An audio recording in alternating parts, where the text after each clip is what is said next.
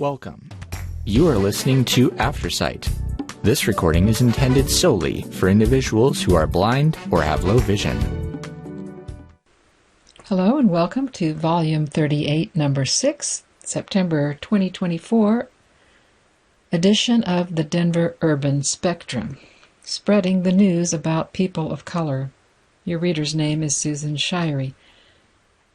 Starting with the front page, Project 2025, a mandate for authoritarianism. Project 2025, a potential threat to democracy. Page 4. Michael Hancock, Drawing from the Past to Build a Stronger Future, featured on page 8. Rico Nelson, Expanding an Industry While Strengthening a Legacy, on page 12. And Jice Johnson, Delivering a New Phase of Business Support and Solutions, will be on page 16. Turning the page now, we have Voting is a Superpower. Vote yes for Denver Health. In quotations, if injured or sick, I can't think of a better place to be. Keep our hospital open for everyone. That's from former Denver Mayor Wellington E. Webb. This is a full-page ad. Stop the ban, vote no on Denver's unfair and misleading slaughterhouse ban. Bullet points. Thousands of people will lose their jobs if this measure passes. 80% of Denver's slaughterhouse workers are people of color. Stop the ban. Former Denver Mayor Wellington E. Webb, former First Lady of Denver Wilma J. Webb.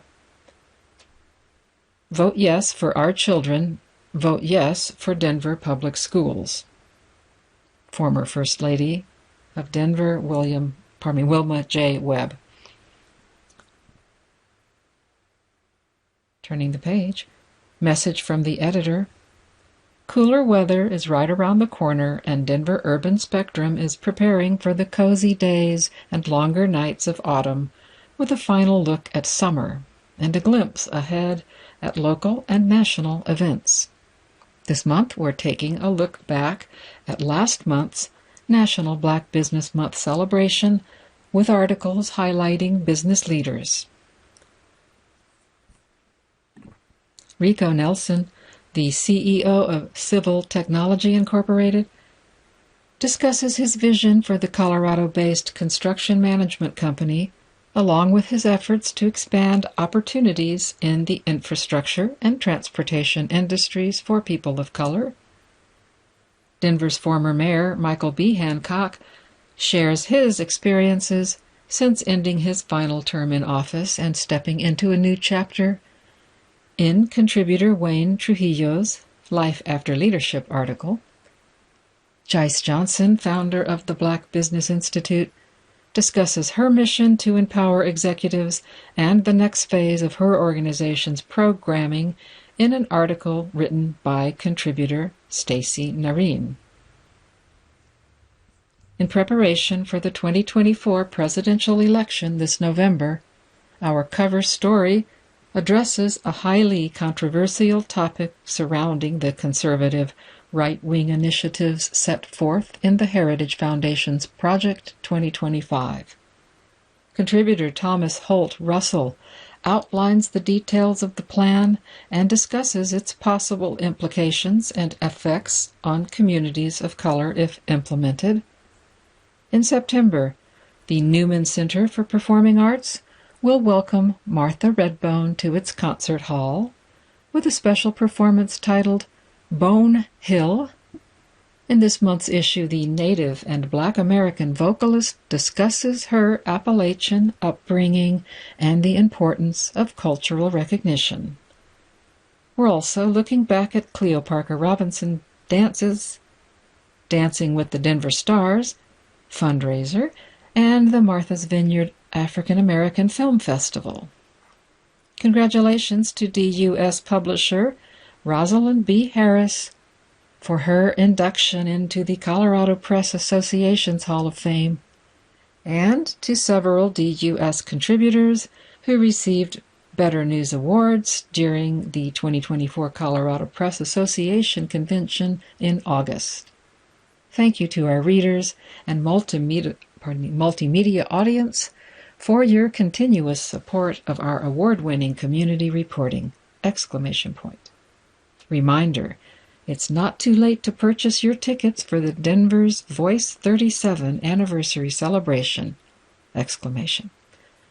Check out the profiles of 3 more entertainers in this month's publication and visit www.denverurbanspectrum.com for tickets or call 303-292-6446 for more details. I hope to see you there! Ruby Jones, DUS Editor. Below that same page, an ad, a political ad, message to the community. Picture of Kamala Harris. Quote, "Nothing is more powerful than an idea whose time has come." Victor Hugo, 1805 to 1885, French poet, novelist, playwright, essayist. The column on the left of the page gives details about the publication. Publisher, Rosalind J. Harris. Managing and copy editor, Ruby Jones.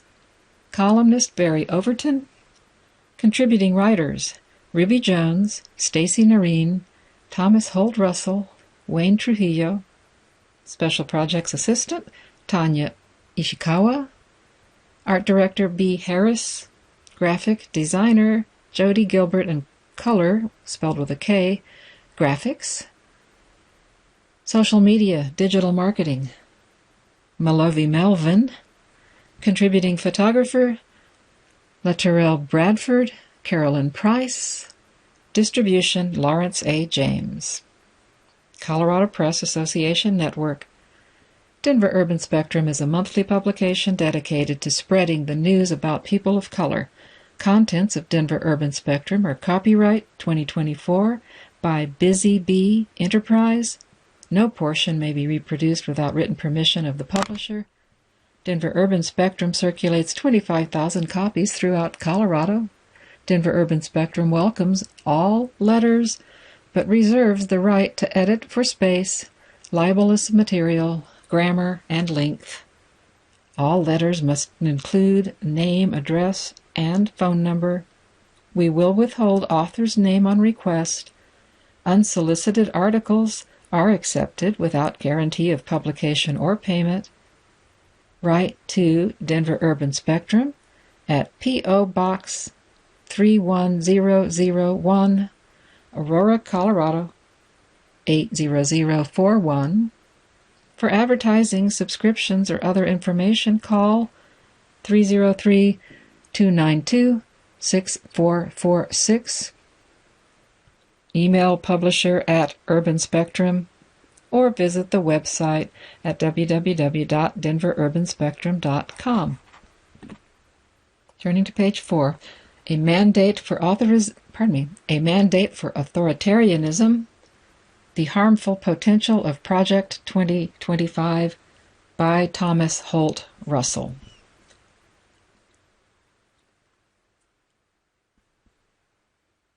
A pictograph of the front of a book, Mandate for Leadership, The Conservative Promise, 2025, forward by Kevin Roberts, Ph.D., edited by Paul Dans and Stephen Groves. Project 2025 is a conservative political initiative spearheaded by the Heritage Foundation, a prominent conservative think tank that supports conservative candidates for government and cabinet positions. It was launched as a blueprint for reshaping the U.S. government and its policies in preparation for the election of the nation's next Republican president. With Donald Trump vying to re-enter office as the Republican Party's candidate, the initiative has sparked great debate and concern. What is Project 2025? Created in 2021, Project 2025 was formulated by the Heritage Foundation, a nonprofit public policy research institute founded in 1973 to formulate and promote policies based on the principles of free enterprise, limited government, individual freedom, traditional values, and a strong national defense. The detailed 900-page, quote, mandate for leadership was conceived as a long-term project with contributions from various individuals and organizations to make sweeping changes within the federal government with the goal of implementing conservative policies. These changes involve dismantling specific regulatory agencies. They reduce the power of career civil servants by converting many positions into political appointments and enforcing policies aligned with conservative Christian values. The initiative envisions significant alterations in immigration, environmental regulations, healthcare, and education. 1 month after the plan was officially released online, in February 2023, an online database of interested conservatives was created to train future government workers who wish to champion conservative values while in prominent positions. Critics, including civil rights organizations such as the American Civil Liberties Union, ACLU, argue that the plan would result in an erosion of civil liberties, including reproductive rights, LGBTQ+ protections, and racial equity initiatives. Some also see it as an attempt to consolidate executive power to an unprecedented degree, raising concerns about authoritarianism. What is Trump's connection? Though it is theoretically associated with the political agenda of Trump's party, the project is not officially tied to him. Still, it is widely assumed by the opposing Democratic Party to be a blueprint for the 45th U.S. President's second administration. When questioned about Project 2025, Trump immediately distanced himself from the initiative, stating that its authors are part of the far right. Quote, "I'm not an extremist at all," he added, further disavowing its contents. Widespread fear surrounding the initiative's harmful potential is fueled by connections between key figures of the project and his administration. Paul Dans helped shape the structure and vision of the plan as the former Project 2025 director after serving as chief of staff of the Office of Personnel Management under Trump. Kevin Roberts, the current Heritage Foundation president, is working to strengthen the project's ties to Republican leadership while advocating for a total restructuring of the federal government to increase the president's power. Media reports have linked Trump to Roberts during a 2022 private flight to the Heritage Conference, where the former president delivered a keynote address. Spencer Chretien, Chretien, Associate Director of the Heritage Foundation's 2025 Presidential Transition Project, is working on training future appointees for the Presidential Administration Academy. During Trump's administration, he served as a special assistant to the President and Associate Director of Presidential Personnel. He also worked in the office of Secretary Ben Carson, who Trump appointed to direct the Department of Housing and Urban Development. Despite speculation, Trump's political platform is laid out in 20 points on his official website. Some of his priorities include sealing the border, ending inflation, increasing domestic energy production and manufacturing, eliminating taxes from service professionals' tips, defending the Constitution, restoring world peace, ending the weaponization of government, and cutting federal funding for critical race theory and radical gender ideology. Quote, Agenda 47 states the framework for a second Trump administration, and though some of his priority areas intersect With the plans hidden within Project 2025's 900 pages, there is no clear connection to the advancement of the Heritage Foundation's right-leaning initiative. Cause for concern. This summer, Project 2025 was brought into the spotlight during early campaign efforts by the Democratic Party. Civil rights groups and party loyalists have since intensified the debate, expressing dire concerns about the plan's potential impact on democracy and the separation of powers.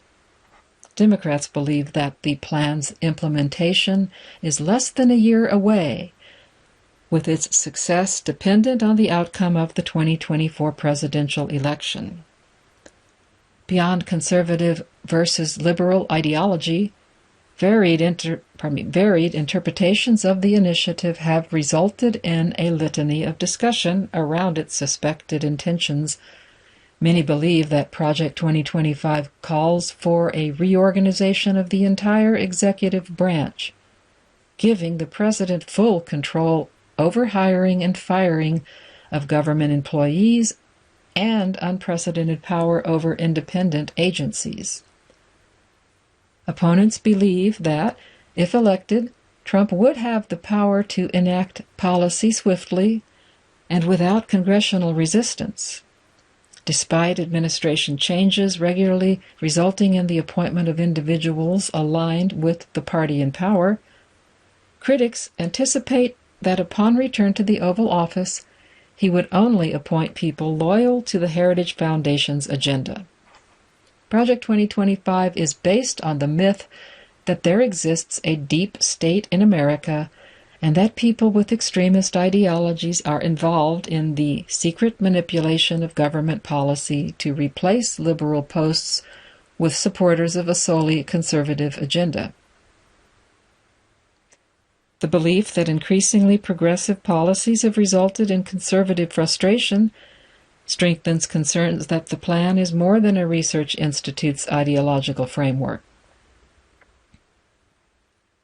Some of the entities believed to be targets of this plan include the Department of Justice, the DOJ, the Environmental Protection Agency, the EPA, the Federal Bureau of Investigation, FBI, the Department of Education, the Centers for Medicare and Medicaid Services, the Office of Family Assistance, and U.S. Department of Agriculture, USDA. Instead of dismantling systemic inequity, Project 2025's implementation could result in cuts to funding and environmental regulations that would have an especially detrimental impact on communities of color. Social policies such as reproductive rights would also be in jeopardy under this conservative agenda. Without bipartisan solutions for challenges facing the American people, people are worried about the potential for authoritarianism, which could effectively destroy a democracy that protects economic development, individual freedom, and even threatens citizens' ability to choose a leader. Adding to these concerns, on July 1, 2024, the U.S. Supreme Court ruled that presidents have immunity from criminal prosecution for official acts conducted within their core constitutional duties while in office. The 6-3 ruling addressed the potential for prosecutorial action against Trump for the insurrection attempt on the U.S. Capitol building by individuals convinced that his failure to be reelected was a result of election fraud. Fearing that the nation is on the precipice of fundamental change, progressive groups, Democratic politicians, civil rights organizations, and impassioned individuals have been vocal in their opposition of Project 2025, arguing that its existence poses a serious threat to democracy. Next section, title, Project 2025's Potential Effects on Communities of Color. A Threat to Democracy. Project 2025's proposal to consolidate executive power would undermine democratic checks and balances. Reclassifying civil servants to appointed roles might allow a president to replace career government officials with loyalists, weakening the independence of federal agencies. This could transform government into an instrument of the ruling party, eroding the nonpartisan nature of civil service and making federal agencies beholden to a single political agency. A threat to civil rights. According to the Center for Disease Control, CDC, and the Guttmacher Institute, a research and policy organization that studies reproductive health, 930,160 abortions were performed across the U.S. in 2020, up from approximately 916,000 in 2019. The abortion rate disproportionately affects the Black community, with Black women undergoing abortions at almost 5 times the rate of white women. Project 2025 advocates for policies that could affect the U.S. Food and Drug Administration's approval of medications used for abortion, defunding Planned Parenthood, and reinstating the Comstock Act, which bans mailing abortion-related materials. Additionally, the project includes plans to eliminate legal, gender-related protections with proposals for economic incentivization for traditional heterosexual couples and funding cuts for institutions that provide hormone replacement therapies. A threat to separation of church and state. Project 2025's strong focus on conservative values in governance has been a significant point of contention for progressive groups.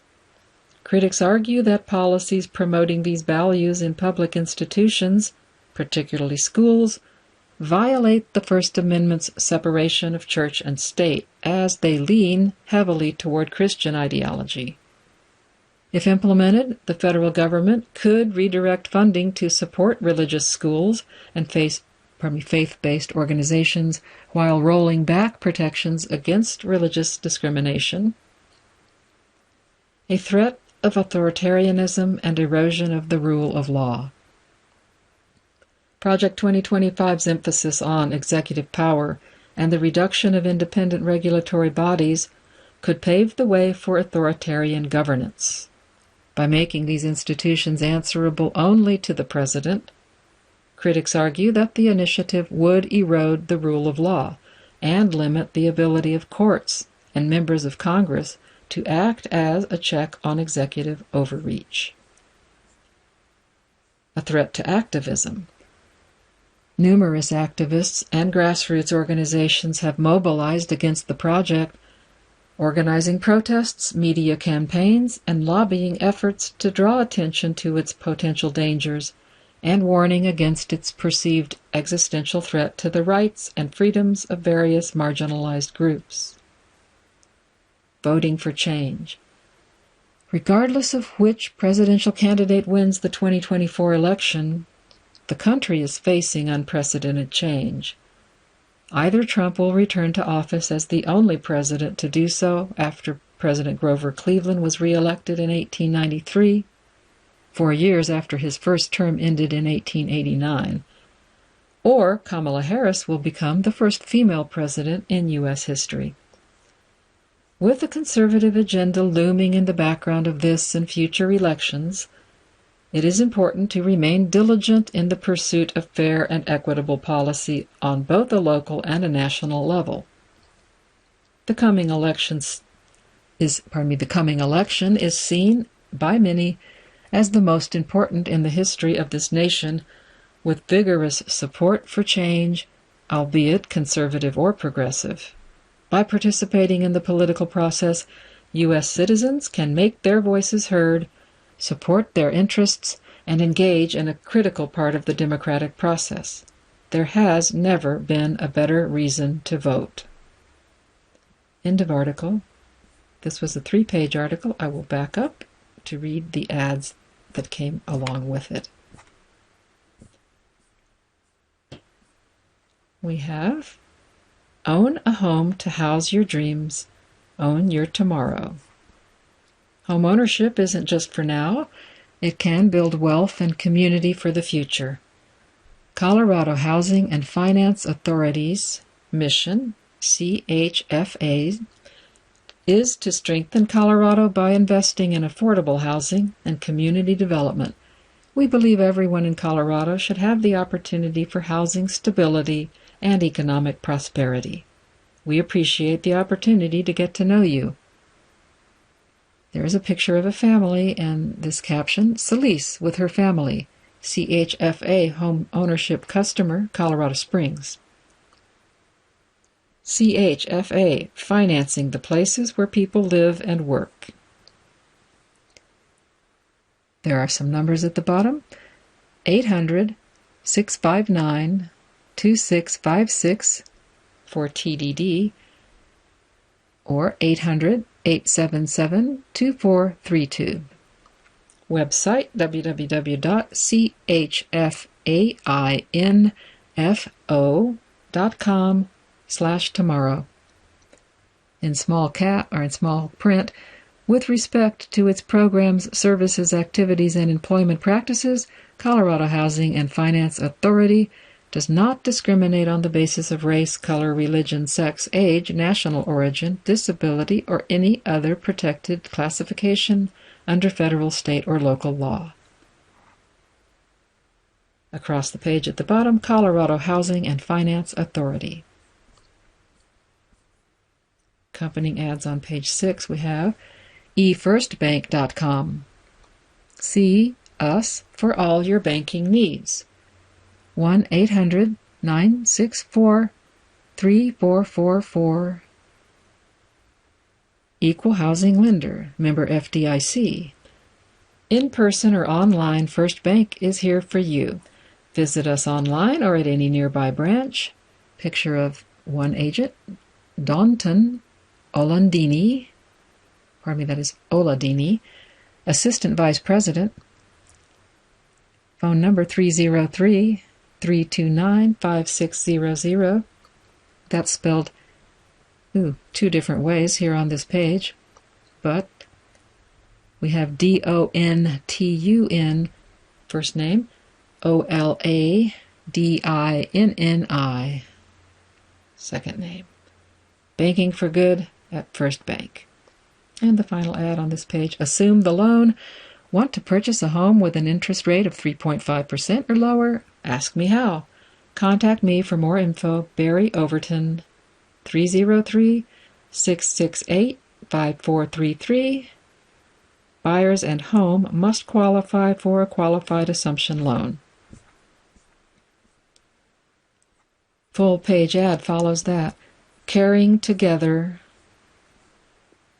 Picture of a family of 3 with a young girl in a kitchen making a meal together. You've made memories here. Your dreams started here. Whether it's a wedding, unforgettable family vacation, kitchen remodel, or college education, we're here to help you realize your next dream. Get a home equity loan or a line of credit with flexible financing and local processing at Alpine Bank, Equal Housing Lender, alpinebank.com, member FDIC. 2 people are listed here for contact. Brianna Fernandez Luna, Vice President, Aurora Loan Production Office in Aurora.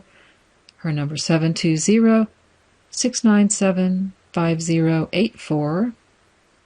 And Timothy Floyd, VP Community Development Lending Mortgage, number 720-683-7629. Continuing to page 8. Article, Life After Leadership. Former Denver Mayor Michael Hancock looks into the past to see a brighter future, by Wayne Trujillo.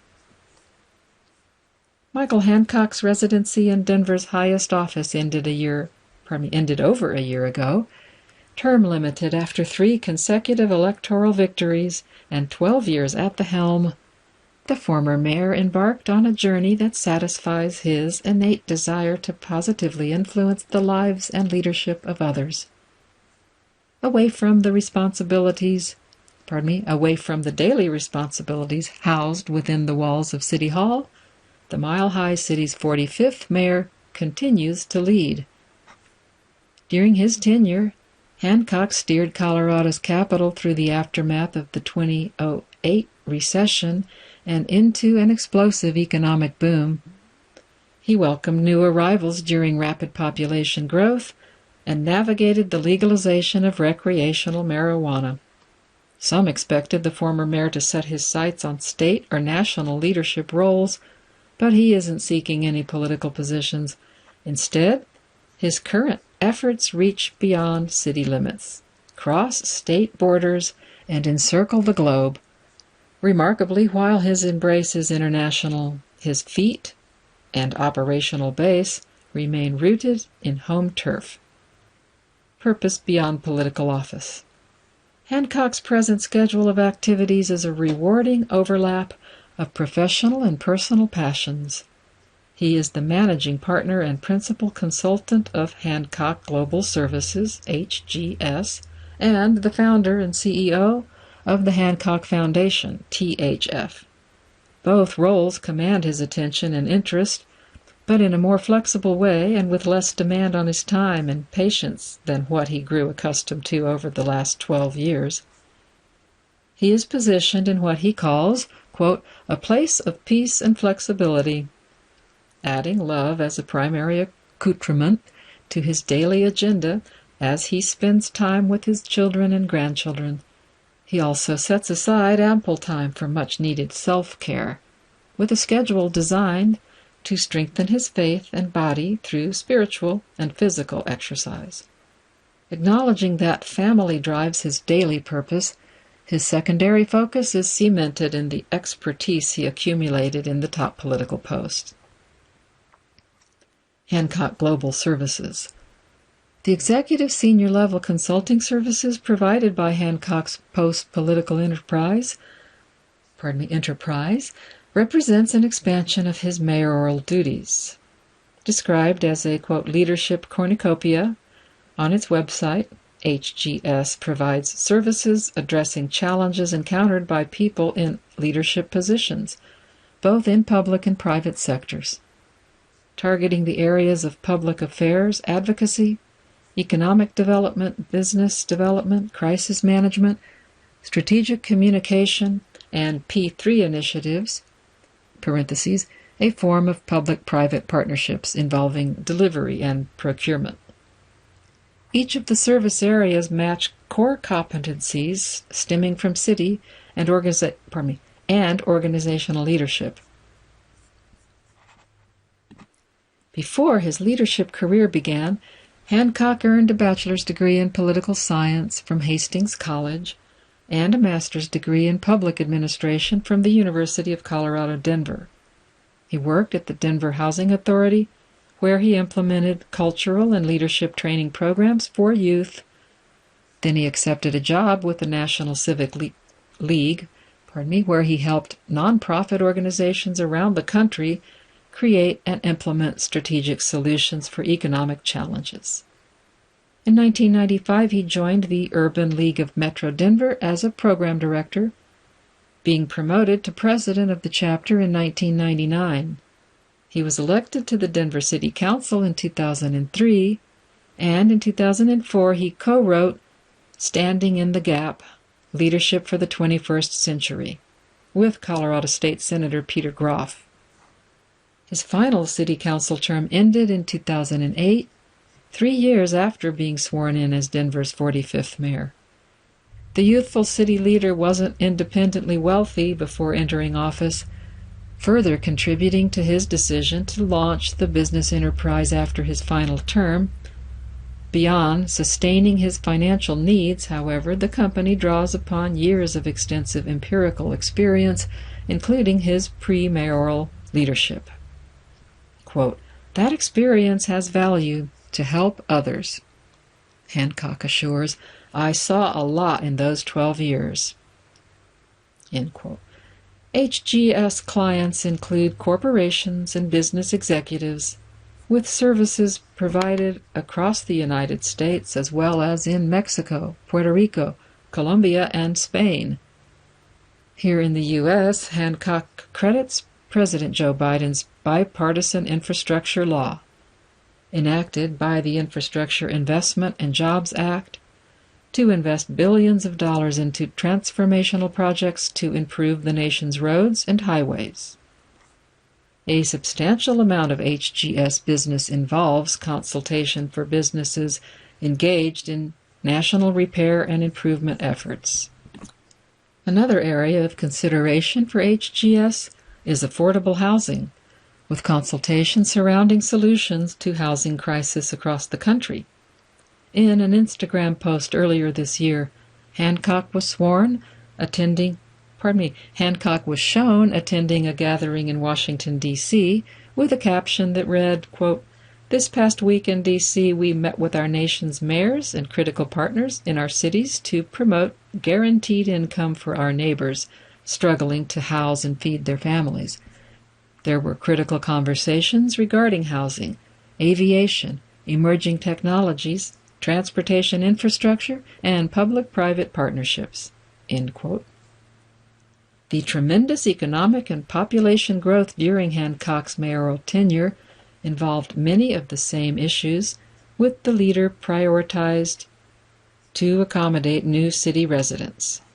His expertise surrounding these and other industries is largely beneficial to executives and leaders who strive to make similar progress. The Hancock Foundation. The other arm of Hancock's post-political endeavors involves history and humanitarianism, organized to support what he calls a passion. Established in October 2023, THF is off to an audacious and ambitious start. During a lengthy road trip across the American South, he encountered the abundant and brilliant Black history interwoven into the area's tapestry. Calling it, quote, "a phenomenal excursion," he visited museums, plantations, and other landmarks that highlight and preserve the towering contributions of Black people in American history.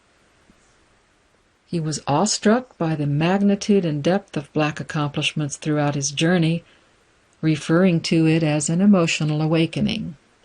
He enthuses, quote, "young people need to know," explaining the inspiration behind a non-profit foundation that could serve as an avenue to awareness.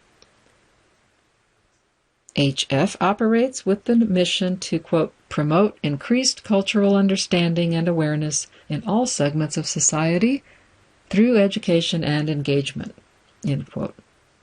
Embracing diverse stakeholders and inviting participation in activities that promote a greater appreciation of Black cultural contributions. Quote, "To acknowledge Black history is to acknowledge American history.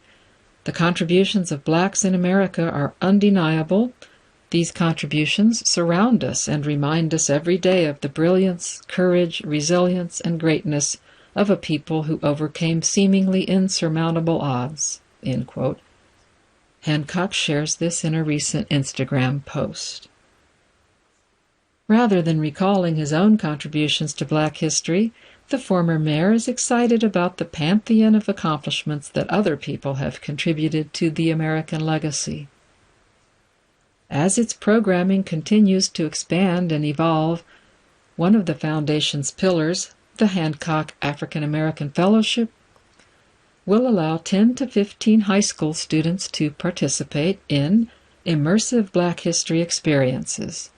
The cohort will enable each fellow to advocate for increased awareness of their cultural history in their communities, schools, and families.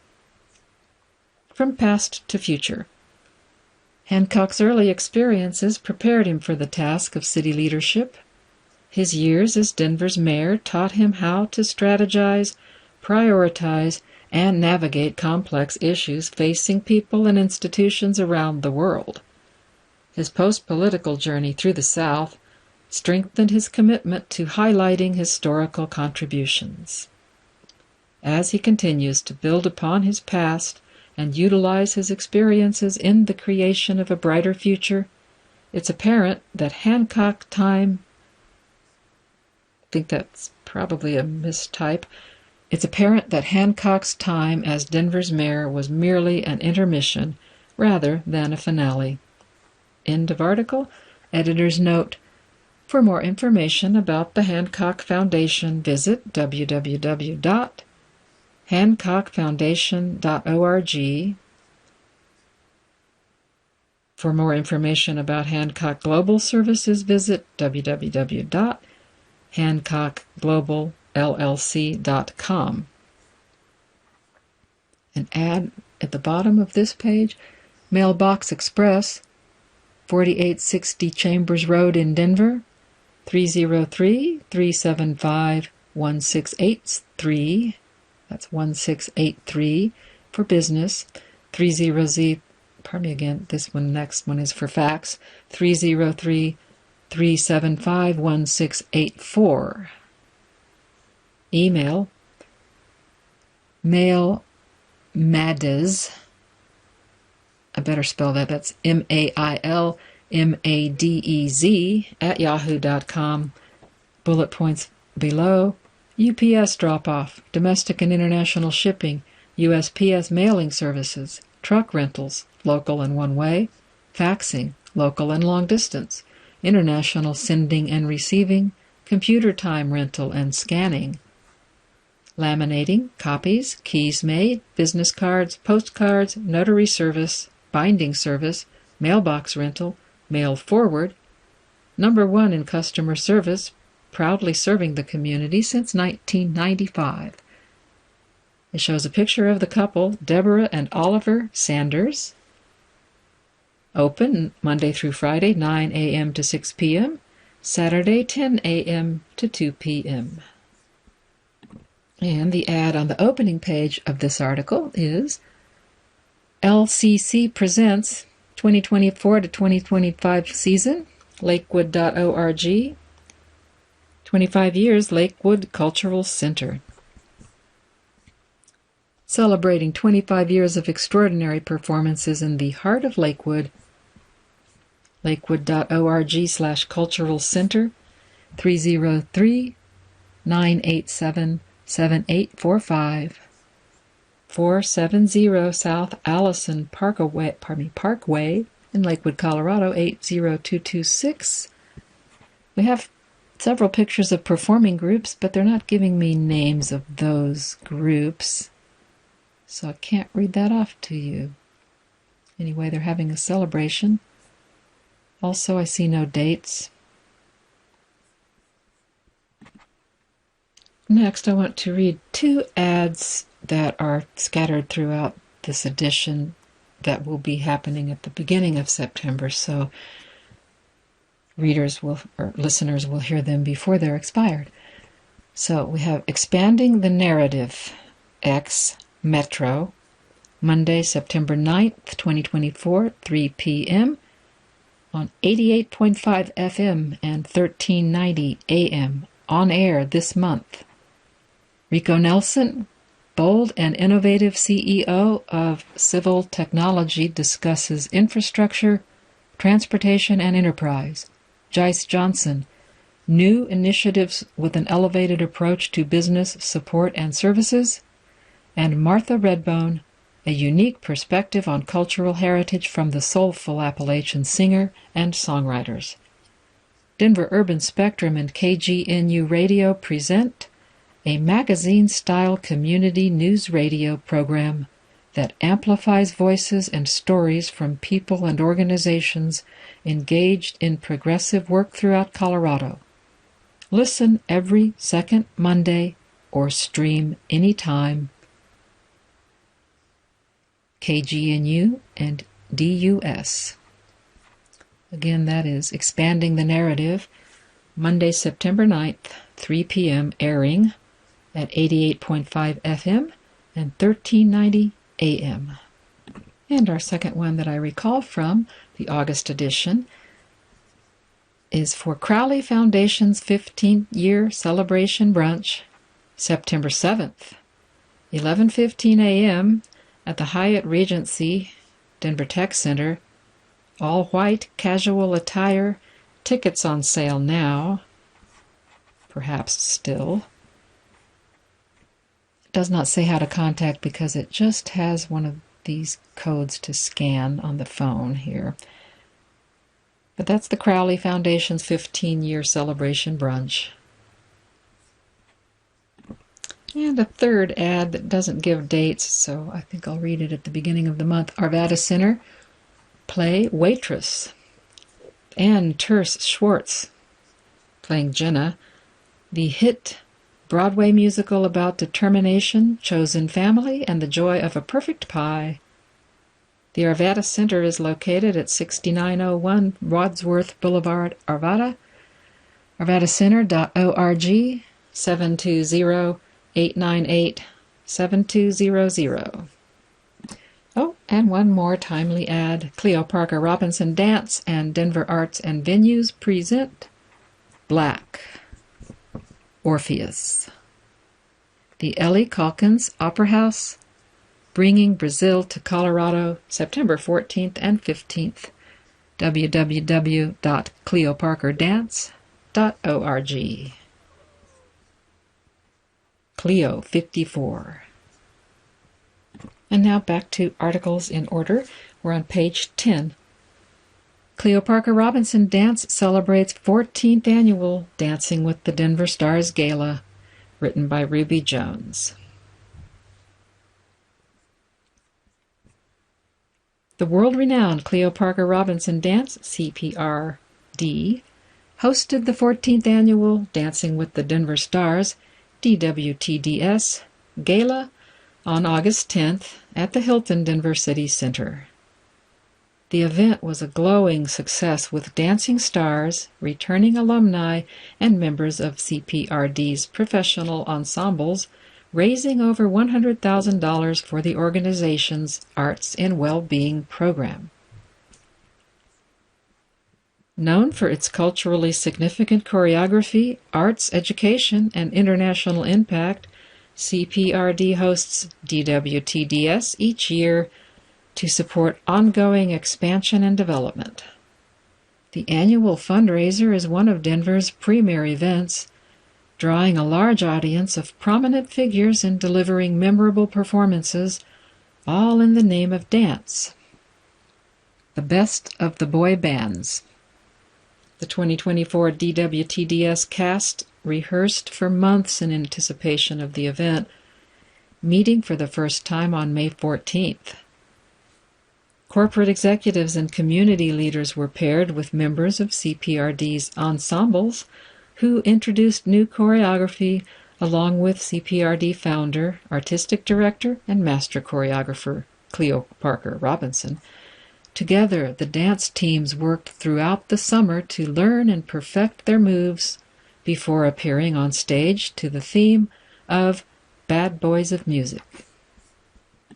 Dave Aguilera of CBS Colorado, LaTanya Lacey of the City and County of Denver, Michelle Barnes of the Colorado Department of Human Services, Andrea Miller of Delta Dental, Makisha Booth of SistaBiz, Mahez Prasad of U.S. Bank, Brian Fitzpatrick of Mortensen Construction, Dr. Didrik Sims of the Sims Viola Foundation, Jocelyn Hiddle of Colorado State University, Samantha Unell of Southwest Airlines, and Robert Kinney of Xcel Energy Colorado executed an energetic celebration of boy bands and crooners before an audience of approximately 700 CPRD friends and supporters.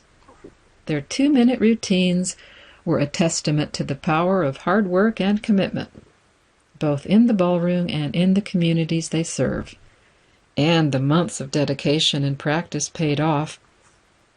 Youth mentor and CEO of the Sims Viola Foundation, Dr. Dedrick Sims, performed a lively routine to Belle Biv DeVoe's Do Me Baby and Bobby Brown's My Prerogative, along with his CPR partner Jasmine Francisco. Quote, "I've seen this event from afar for many years, and I always wanted to be a part of it," Sims exclaimed, readying himself for the dizzying dance moves. He acknowledged his talented dance partner, joking that, quote, "She's taken this raw, untapped talent to a place where I didn't think I could go. I think I lost some pounds along the way." End quote. This year, CPRD added a special group to the DWTDS lineup. A group of alumni dance stars from previous galas performed as the Constellations, wearing shiny, red sequined jackets and showcasing stylish moves to new additions, If It Isn't Love. Excitement buzzed through the room as the group emulated the 1980s R&B boy band ahead of its highly anticipated visit to Red Rocks Amphitheater in September. A worthy cause. Throughout its 54 years of operations in Denver's historic Five Points district and on stages worldwide, CPRD has facilitated arts and education programs for students. School visits and year-round dance classes have strengthened the artistic abilities of thousands of young people, prompting the organization to explore new ways to impact the community. Earlier this year, the organization expanded its community programming with a new wellness-focused pillar that highlights the connection between performing arts and health. Quote, CPRD's Arts and Wellbeing program takes dance outreach and education to a deeper level. As our community at large was hungry for connection during quarantines, we realized how dance helped us thrive physically, socially, and mentally, end quote, explained CPRD Board Chair and Gala creator Gwen Brewer. Currently under construction at the CPRD campus, the new Center for the Healing Arts will house programs that support health equity, in addition to offering more space for ongoing performance arts, civic engagement, and community events. Arts and Wellbeing programs will also focus on policy development for arts advocacy and education and equity, with Colorado Arts Alliance and Mental Health is Wealth initiatives. This year's DWTDS fundraiser raised nearly $110,000 in funds for Arts and Wellbeing programs, with viewers from around the world watching a live virtual feed of the event. Xcel Energy Colorado President Robert Kinney shared his excitement about DWTDS and discussed his support for the organization during a July interview with the Denver Urban Spectrum. Quote, I'm a very big supporter of the Cleo Parker Robinson Dance Troupe and the work that they do in schools, said the public utility president. He went on, Xcel Energy Colorado has had a long-standing relationship with Cleo Parker Robinson Dance. It's an organization we're very supportive of. I'm personally very committed to education in the arts. My mother was a public school teacher who always believed in the benefit of arts as a contributor to higher reading and math scores. Those kids who have access to the arts typically do better in school, end quote. For Kenny and many other CPRD supporters, the organization's commitment to students and global impact is invaluable. The mental and physical benefits of dance were highlighted by this year's fundraiser, which will allow CPRD to deliver health, movement, and well-being events to individuals in the Denver metro area and throughout rural areas in Colorado. After the gala, Robinson, whose early career began with collegiate study in education and psychology, announced, quote, we are so deeply grateful that our community leaders understand the many benefits of dance. Arts and Wellbeing is an excellent dance partner in our 5 program pillars. It is healthy and natural for us to connect with others in community, and dance blends the mental health benefits of social interaction and the body-mind connection of dance, end quote. Donations from the DWTDS Gala are still rolling in from live and virtual viewers around the world. To ensure that the treasured dance company continues to fill the world with the beauty and benefit of dance. End of article. Editor's note. For more information about CPRD performances, classes, and school outreach programs, visit www.cleoparkerdance.org. And that brings us to the end of our time for this week. Thank you so much for joining us for the Denver Urban Spectrum. If you enjoyed this program, please register for our free services at www.aftersight.org or by calling 303-786-7777.